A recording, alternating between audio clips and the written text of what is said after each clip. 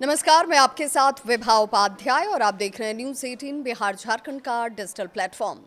क्या अमेरिका के दोस्त देश अचानक से फिलिस्तीन को मान्यता दे रहे हैं? 7 अक्टूबर 2023 हमास का हमला और फिर इजराइल का गाजा पर युद्ध, हजारों मौतें, लाखों लोगों का बेघर हो जाना और पूरी दुनिया की नजर इस छोटे से इलाके पर टिक जाना।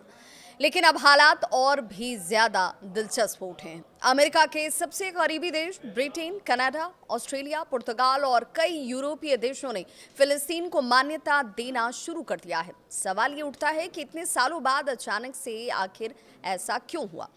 1948 इजराइल ने खुद को आजाद देश घोषित किया था।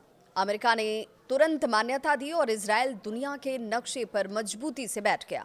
लेकिन उसी वक्त फिलिस्तीनियों के लिए नई जंग जैसे शुरू हो गई, जमीन की, हक की और पहचान की। 1988 का साल, फिलिस्तीन ने भी खुद को स्वतंत्र देश घोषित कर दिया। लेकिन तब से आज तक दुनिया के आधे से ज्यादा देश मान्यता तो दे चुके हैं, पर संयुक्त राष्ट्र में अब तक फिलिस्तीन को पूर्ण सदस्य का दर्जा नहीं मिल पाया। फिलिस्तीन दो हिस्सों में बटा, वेस्ट बैंक जहां फतह की सरकार है, गाजा पट्टी 2007 से हमास का कब्जा जहां है, यानी अंतर्राष्ट्रीय स्तर पर एक देश लेकिन हकीकत में दो अलग अलग प्रशासन। यही वजह है कि इजराइल और पश्चिमी देश अक्सर ये कहते रहे हैं, फिलिस्तीन एकीकृत राज्य ही नहीं है। अक्टूबर 2023 में हमास ने हमला किया, 1200 से ज्यादा इजरायलियों की मौत हो जाती है, जिस पर पूरी दुनिया ने इस घटना की निंदा की। जवाबी कार्रवाई भी हुई, जिसमें इजरायल ने गाजा पर जबरदस्त तरीके से हमला शुरू कर दिया। रिपोर्ट्स ये कहते हैं कि गाजा शहर लगभग पूरी तरह से तबाह हो चुका है। लाखों लोग बेघर हुए, भूखमरी और बीमारी जैसे उनके लिए इस वक्त सबसे बड़ी चुनौती बनी। अब तक 60,000 से ज्यादा मौतें हो चुकी हैं, इनमें बड़ी संख्या बच्चों और महिलाओं की है। यही वो पल है जिसने पूरी दुनिया में एक तरीके से दबाव बनाया कि आखिर ऐसे हालात में कुछ तो करना होगा। अचानक से बदलाव क्यों हुआ, इस पर भी जानना और समझना जरूरी है।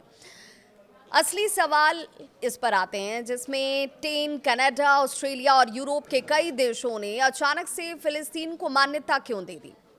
मानवीय दबाव इसके पीछे की सबसे बड़ी वजह बताई गई। गाजा में नरसंहार जैसे हालात पर अपनी जनता की नाराजगी को ये देश अनसुना नहीं कर सकता था। घरेलू राजनीति उसकी दूसरी वजह दिखी, जिसमें इन देशों में मुस्लिम आबादी यहूदियों से कहीं ज्यादा है।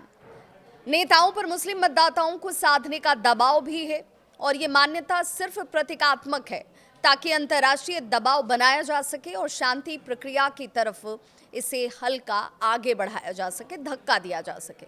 अमेरिका की पोजीशन इस पूरे प्रकरण को देखकर अगर आप समझेंगे तो अमेरिका अब भी इजराइल के साथ खड़ा है।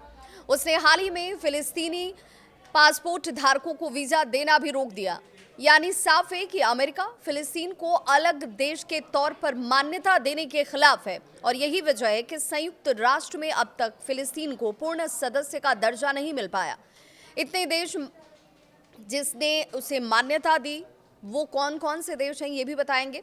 इसमें भारत ने भी क्या अपना समर्थन दिया है ये भी जानेंगे। मार्च 2025 तक 193 सदस्य देशों में से 151 से ज्यादा देश फिलिस्तीन को मान्यता दे चुके हैं। France, Britain, Australia, Canada, Belgium और पुर्तगाल जैसे बड़े देशों के जुड़ने के बाद ये मांग कह लीजिए, इस तरफ लोगों का झुकाव कह लीजिए या लहर कह लीजिए, इसकी तेज होती नजर आई। सवाल ये, तो क्या यूरोप अब इजराइल के खिलाफ खड़ा हो गया है?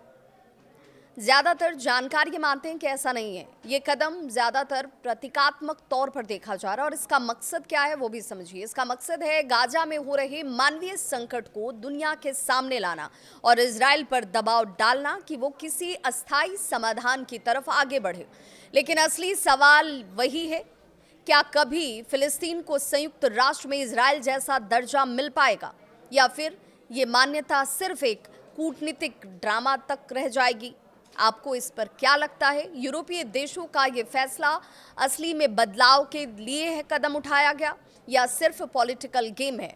कमेंट में अपनी राय जरूर साझा करें।